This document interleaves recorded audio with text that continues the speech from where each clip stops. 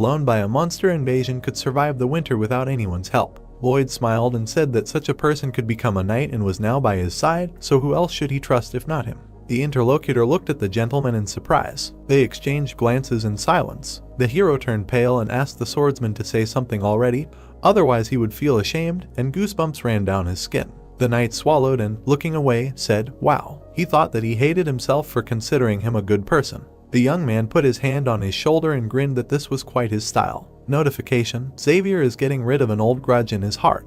Interest level has increased by 15. Interest level in you +6. Thanks to improving interpersonal relationships, you have earned 320 RP, quantity 1675. The brown-haired man looked at the construction site and said that the pipeline would be completed tomorrow. He smiled and said that it was time to go to Cremo for a decent amount of money. A cart surrounded by soldiers was driving through the forest. The protagonist was sleeping, leaning against the knight's back, which the knight clearly did not like. Xavier suddenly raised his shoulder, pushing the gentleman off of it. The awakened youth asked if the swordsman had really hit him. The interlocutor assured that this was not the case. The brown-haired man grimaced and said that the blonde had pushed him, thinking, "It pisses me off that a nobleman cannot ride a horse and also sleeps on me." The blonde looked ahead indifferently and admired the fact that the guy could now also read minds. Lloyd asked if he had really hit him. The knight replied that he did not understand what they were talking about. The aristocrat raised his fist and ordered everyone to stop, muttering that everything pisses him off. He jumped off his horse and, looking angrily at the swordsman, asked to be taught how to ride. The interlocutor looked down at the gentleman and replied that he was a knight, not a riding teacher. Literal translation: I am impressed that you are trying to comprehend what you lack. Lloyd grimaced and declared that this was an order. Literal translation: I will study hard, I am not afraid of hard work. The blonde man descended to the ground and muttered that this was complete madness. Translation: I know, let's try together. The brown-haired man was indignant at what the interlocutor said. Translation: Thank you, Xavier. The system noted that they were just like two angels. Lloyd turned around and irritably shouted at her to shut up and not play the role of a translator. The driver and the soldier behind him shuddered in fear. The knight arched an eyebrow and asked if the gentleman had finally gone mad. The hero was shaking with anger. He looked at the pop-up notification. Rumors spread faster than words. Rumors that you built the first water supply system on the continent are spreading quickly. Your reputation as a builder has increased. Your name will be inscribed in the history of the construction of the kingdom and the entire continent. Bonus RP +600. Amount of RP 2275. The young man opened his mouth in surprise and thought that he had become lucky. This meant that he could expand his activities. The brown-haired man smiled and thought that fame meant money, and money meant a comfortable old age. A golden future was already waiting for him. Xavier looked at his interlocutor and muttered that he first got angry, then laughed. He had definitely gone crazy. Translation: a complete schizoid. The hero was angry at this stupid app with a translator. The journey to Cremo was not easy. Winter was felt more and more clearly as they approached their destination. Along the way, the young man learned to ride a horse under the guidance of a swordsman. They arrived in Cremo only in the middle of winter. The count smiled and thanked them for coming so far. Lloyd and his knight bowed, and the young man introduced himself as the eldest son of Frontera. The man laughed and noted that he had imagined him differently. He had heard rumors about the talented builder, and he imagined some kind of formidable appearance, but the guest exuded nobility. The brown-haired man raised his head in surprise. The count walked around him, turning to Xavier, praising his blue blood and offering his daughter as a bride. The hero frowned in shock and called the feudal lord. Cremo turned around in irritation and exclaimed how some pathetic servant dared to interrupt a nobleman. Lloyd's face distorted with anger. The system roared with laughter at this situation. The count laughed loudly and apologized for the misunderstanding. The protagonist sat opposite him with an empty look, and the knight barely held back his laughter. The system continued to play around, and the young man regretted that he did not have the opportunity to give it a good kick in the ass. The man smiled and said that the guy really did have a disadvantage and that he looked like a servant. The lord of the trading city, Count Cremo, played a significant role in the novel The Knight of Iron and Blood. Xavier, who was on the run after the massacre of the usurers, was caught here in Cremo with the active assistance of the Count. But after exchanging only a few phrases with the swordsman, the feudal lord realized that he was a worthy man. And after that, Cremo played a significant role, acting as his ally. The man said that he wanted to buy treasures to install statues in the sea. The hero looked at him in surprise and asked again. The interlocutor touched his forehead and sighed, saying that trade in Cremo had completely deteriorated. A couple of years ago, mega titans began to appear in the seaport. He folded his arms and said that they had never made a direct attack, but their very presence was frightening. The young man frowned and thought that he had definitely heard about it somewhere. Attacking from the sea was impossible, so there was no point in a navy. Primo was gradually falling into decline, the Count was falling into despair. The hero thought that Xavier would do something, but the novel had hinted at many things, and then suddenly it ended. It was not even clear if there would be a sequel. The brown-haired man frowned. When he first came here, he thought he knew the whole plot, but here, every now and then, stories happened that were not in the novel. The man looked at the guest and said that he had tried to find out how to get rid of them, and had realized one important thing. Mermaids, the strongest warriors of the ocean, were the main source of fear for the Mega-Titans. The Count closed his eyes and said that he had thought that they should install bronze statues of mermaids in the very center of the sea. He immediately shook his head and said that he had abandoned this idea. If you make an earthen embankment right in the water to install the statue, the sea will become shallow and the ships will not be able to sail. The hero looked away thoughtfully. The man smiled and said that his treasures were no longer needed,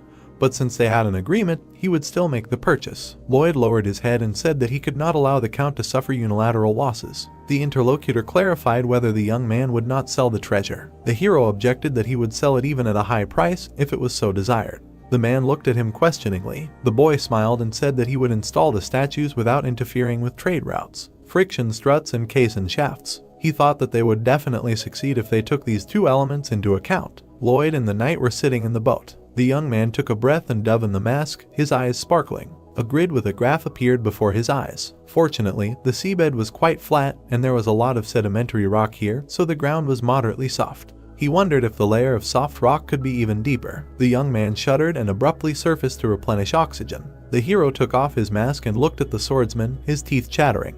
He asked why he was so pleased. Xavier smiled and apologized, because he had never felt such happiness watching other people suffer. The young man looked at him silently with bulging eyes. He held out the mask and suggested that he look around. The knight began to row and asked if the gentleman was really satisfied with the terms of the agreement. The blonde looked ahead thoughtfully and said that no matter how much he thought, he could not figure it out. To make an earthen embankment on the seabed, it must be some kind of magic. The hero wiped his hair and muttered that it was quite possible. He smiled and said that this magic was called cement. The guy thought that the only problem was how cement was mixed in this world. If we were talking about Roman cement, then everything would work out for sure. Lloyd took the knight by the hand to climb out onto the pier, but he advised him not to be careful so as not to fall into the water. The hero was indignant that the swordsman had achieved mastery in playfulness and irritation. They turned towards the voice. The fair-haired girl shyly handed over the letter and said that she had something for Lloyd Frontera. The young man blushed and smiled. The blonde introduced herself as the Count's daughter, Christine. She said that she had seen the boy walking through the courtyard of their estate yesterday. The girl blushed and closed her eyes. The hero was embarrassed and stared at her. Christine handed over the letter and asked to accept it. The brown-haired man frowned when he saw the girl turn to the knight. The young man thought that in some way he had expected this. His face hardened, and he decided that it was even more correct. Xavier took the letter with a sigh and put it in his pocket. The girl quickly ran away with the servants, glad that he had accepted it. The swordsman silently watched them go, and his master stood there with a hardened face. The knight moved forward and offered to go, but he stopped him. The hero frowned and asked if the other man was going to continue to pretend that nothing had happened. The guy turned around and asked what the aristocrat was talking about. The young man took a step forward and was indignant that the blonde had accepted the love letter so calmly. The other man asked what the problem was. The knight shuddered and widened his eyes. Lloyd narrowed his eyes. The swordsman dramatically covered his mouth with his hand and wondered if the gentleman had never received love letters. The nobleman bit his lip, offended. The knight turned away in embarrassment and, looking into space, asked the young man to hold on. Notification: Xavier sincerely supports you. The hero's face was distorted with hatred and tears welled up in his eyes. He drew a diagram in rage, convincing himself that he was not envious at all. The guy promised that he would become rich and earn a ton of money. The Count came up to him and called him. The aristocrat turned around irritably, grimacing. The man winced and asked what was wrong. Lloyd forced a smile and approached the feudal lord, explaining that he was trying to concentrate on his work. The Count noted that he was scared and decided that he was some kind of killer. He crossed his arms and said that most of the requested materials had been delivered, with the exception of volcanic ash. The young man thoughtfully rubbed his chin and thought that this was the key material for Roman cement. The advantages of such cement were obvious. Any building would be able to stand for 2,000 years. Its reliability was undeniable. The man looked at his interlocutor and said that it was not so impossible, you just need to go where there were volcanoes. He frowned and added that a trip to such places would take 6 months, even for him it was a long time. The young man smiled and assured that he had a way out. Plan B, forget about Roman cement and replace it with Portland cement. This is a modern building material. The hero sat at the table and wrote something. He only knew approximately how to mix it, but the lack of knowledge was only in the details. The guy looked at the sheet and thought that even without knowing what to do, you can always at least try. The aristocrat decided to try everything he could. There was snow on the roofs of the city. There was a broken stone on the table. Lloyd crossed out another formula and realized that sample 129 was also a failure. He thought about what would happen if he chose the right mixing ratio. The young man squinted and muttered that the problem was in the drying. The hero began to calculate a new formula. The animals looked at the owner, who was muttering something under his breath. Podong came forward and squeaked something to the guy. The hamster jumped on his shoulder and rubbed against his cheek. The pale aristocrat said that he was too busy for walks. The other animals also began to rub against the head of the owner. They shook him vigorously until the hero shouted that he was busy. Suddenly, a memory with a puppy appeared before his eyes. He froze, remembering how he said goodbye to his dead four-legged friend and cried at its body. She was all he had left. The guy would like to stroke her and play with her again. Lloyd knelt down and hugged the animals. He said that they were much more important than this research. They walked along the shore under the moon. The young man looked down and muttered that he was a terrible person. The creatures looked at him questioningly. He put his hands in his pockets and said that everything was going smoothly, so he just gave orders as if they were some kind of robots. The hero closed his eyes and declared that there was no bigger idiot in the world than him.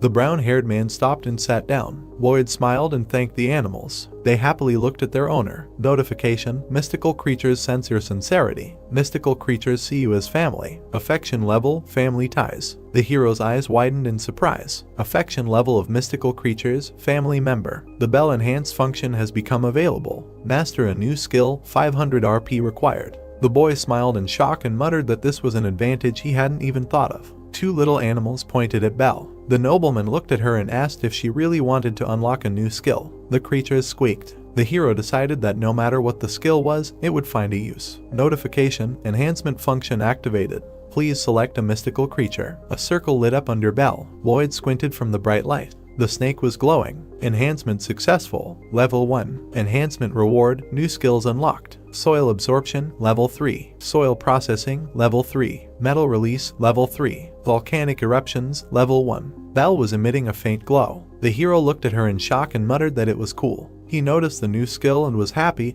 and the snake smiled contentedly. The trading city of Cremo was covered in snow. Suddenly, an explosion was heard from the mountain. All the residents and the count looked in surprise. Black smoke was rising up. The protagonist and the knight were standing next to a giant snake that was producing volcanic dust. Lloyd covered his ears and looked up in surprise. He used the skill and saw that it was indeed volcanic ash. The youth smiled widely and demanded that the swordsman praise him. The blonde looked at the master questioningly and asked again. The brown-haired man apologized for forgetting to warn him to cover his ears. He shouted that Xavier was scary. The knight replied that he was not as fast as the young lord, and then pretended not to hear again.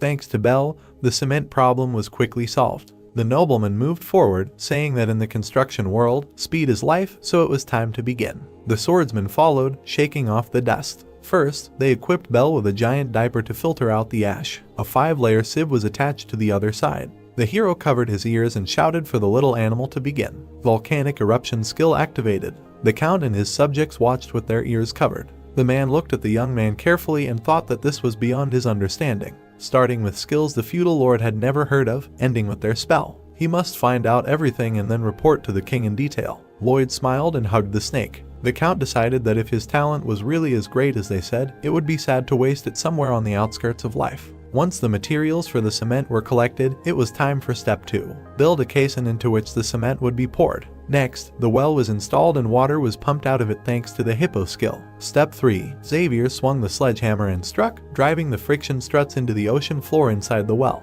The knight looked at the lord and asked when the next shipment would arrive. The youth replied that they would have to wait, as delivery took time. He stared at the assistant. The swordsman turned and asked what that expression was. Lloyd shrugged and replied that he was waiting for the boy to say that a knight should not do such things. The interlocutor remained silent. The blonde turned away and said that he was a knight and why he had to hammer. The nobleman raised his eyebrows and said that Xavier was in his retinue, and if he did not hammer, the hero would not earn money and would not be able to pay off the debt. If the youth collapsed under the weight of stress, the baron would be sad, and the baroness might also fall ill. He folded his arms and asked the brave knight to protect their family. The interlocutor frowned and turned around. He struck the hammer with force. After Xavier finished practicing, they made reinforced rod frames with steel protrusions at the end. And finally, the long-awaited cement was poured. After it hardened, the well could be disassembled. The marine artificial soil was laid. The hero looked at the count and said that it was 50 centimeters above the water level. If they installed the statue here, it would rise above the water. The man crossed his arms and agreed.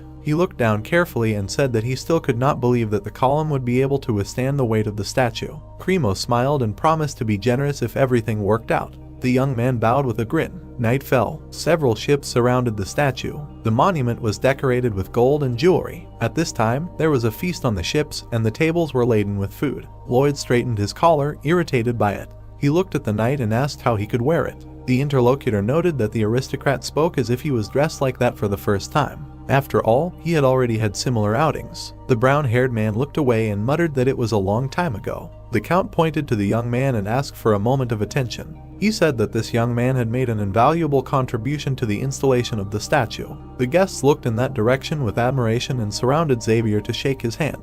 Lloyd remained standing with a stony expression. He thought that he knew that everything would come to this. The young man convinced himself that he was not jealous, and money was more important to him than words of praise. The knight looked at him with sympathy. The hero mentally asked him to turn away and not feel sorry for him. The count laughed and said that it was all because of the aristocrat's face. The brown-haired man thought that the man was already getting on his nerves. Cremo put his hand on the young man's shoulder and said that he was responsible for installing the statue. The guests were surprised because they thought he was a simple servant. The ship was illuminated by lights, and the waves were roaring overboard. A shadow appeared under the water, and the head of a monster appeared on the surface. He saw the statue of a mermaid and realized that this was their sworn enemy. The Titan went under the water and swam towards the ships. The monster decided that the mermaid was all alone, and he needed to be killed. The guests celebrated carefree, and at this time the monster was approaching them. The waves crashed against the ship. The nobles were having fun and drinking, and Xavier sat with a glass and thoughtfully looked into the distance. He brought the drink to his lips, but suddenly felt a vibration and frowned.